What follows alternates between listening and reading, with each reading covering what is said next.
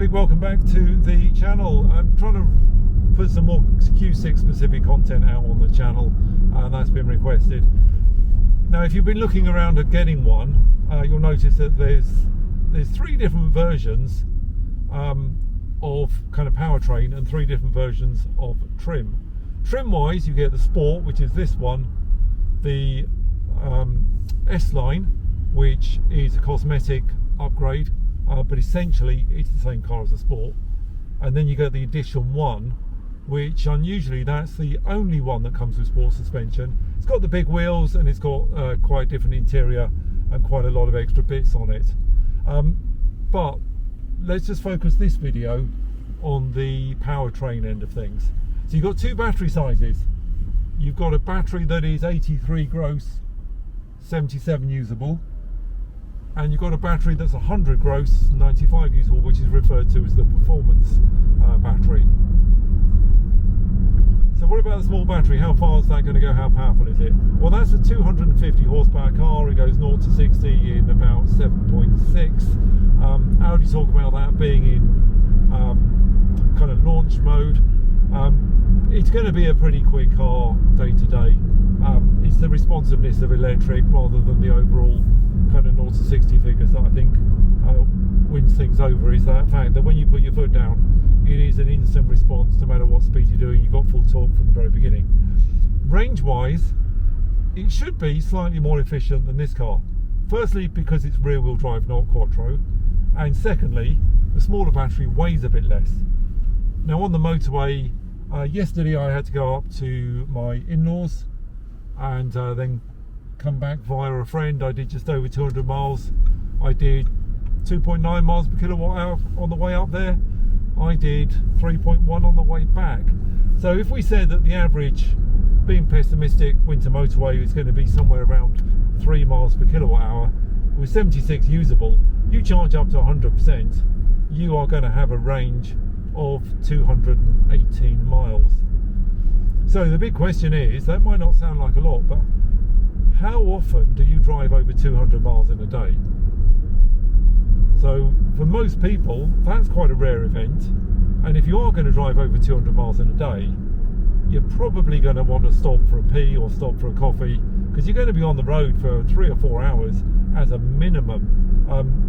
On top of that, British motorways, it's unlikely that you're going to sit at 70 for 3 or 4 hours, because you're going to encounter roadworks. It's going to be down at 50. You're going to have some heavy traffic at some point. You're going to be slowed down. When those things happen and you slow down a bit, your efficiency improves because of the speed reduction. So I think the 218 is pretty conservative. You're probably going to see 225 or more on a motorway journey. So the smaller battery Q6 is probably enough for most people, and it's quite a good value option. Next step up, you've got the bigger battery. You've got the performance battery. Now, all the Quattros have a performance battery. The Porsche Macan that's built on the same car, that's got the same as the performance battery. That is 100 kilowatt hour gross, 95 usable. You get a bit more power. The car goes from 250 horsepower up to 300 on the rear wheel drive. It gets a little bit quicker. The 0 to 60 time is 6.7. You'll notice the difference in performance, kind of rolling acceleration. And it's still, a nice fast car. But that big battery, all of a sudden, that opens up the range a little bit. Now, taking the numbers of this Quattro, you can then, add about 10 miles to it for just sticking with a rear-wheel drive car. So, again, I sit around that 3 miles per kilowatt hour, sometimes a little bit less. If I was pessimistic and said 2.8 on the motorway, you're still talking a range in the winter of about 270, maybe 280 on a sport car with that big battery and rear wheel drive. In the summer, stay off the motorway, steadier speeds. I don't think it's going to be too difficult to achieve 330, maybe 340 out of one of these. But again, the question is, when did you last drive over 250 miles without taking a break? These things charge so fast that even a short break, just kind of 10 minutes, will give you quite a big range increase if you're on the right chargers. finally, this Quattro, the Sport Quattro, power-wise, you get a big step up. You get a lot more torque on the rear motor, you gain the front motor as well, and you're up to about 380 horsepower on this thing. A 0 to 60 comes down to just under 6 seconds.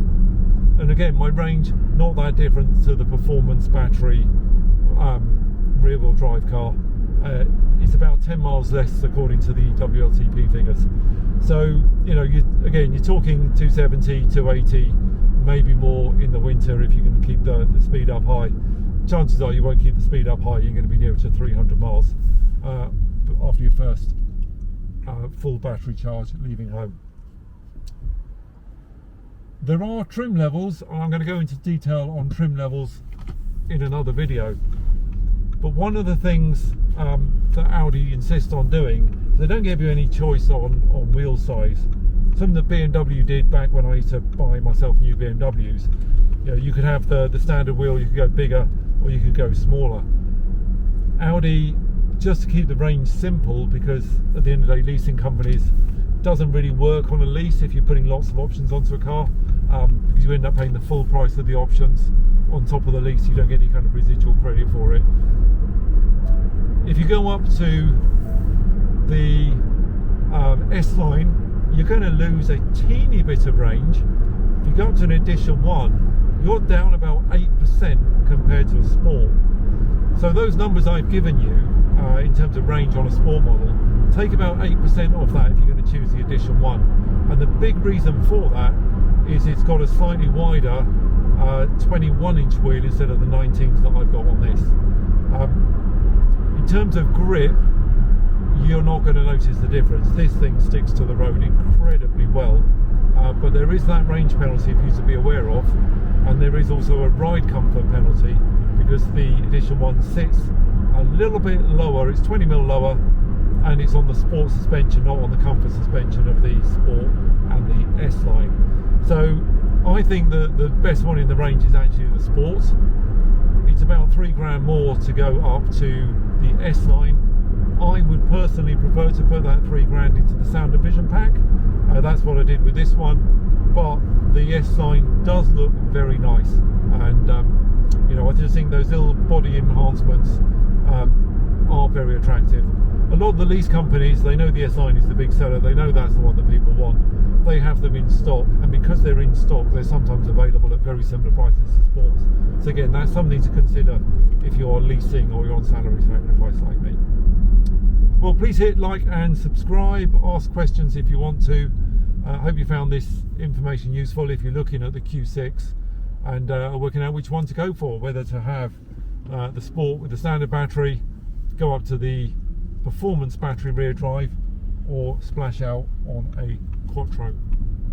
There is of course one final option, which is of course the SQ6, and that one comes with the air suspension. It's got the same motors as my Quattro, only Audi just tweaked the software and those motors deliver a bit more power.